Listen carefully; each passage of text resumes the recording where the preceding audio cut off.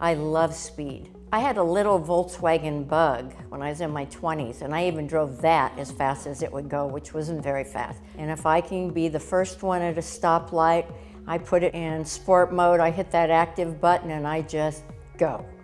My name is Cindy Culpepper, and I drive a 570S.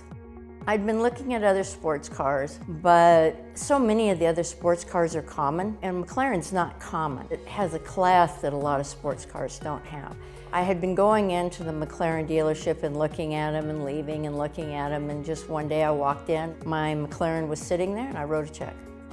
I own a fast food company, and we predominantly sell hot dogs. So on my car, I had it wrapped in camo, but if you got up close to the camo, it was really wiener dogs. It had the W for Wiener Schnitzel, and it was extremely unique. I eventually took it off after about 6 months because I got so much attention.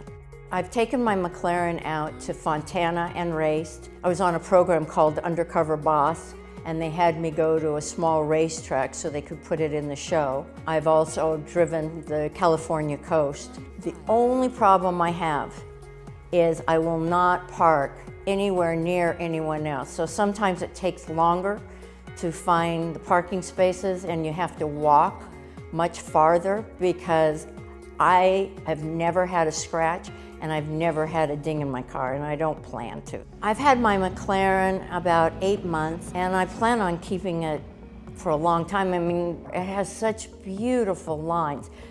I take my car to work every day. It's my everyday driver. Often I'll invite an employee to go to lunch, and I'll take my car. And they've heard the rumors. I love putting it in sport mode, using the paddle shifters and just taking off, and they squeal and scream on the way to lunch.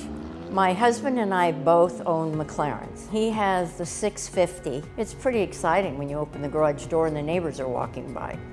This car, I feel, is me. It has class, and it's pretty, but it has a lot of get up and go.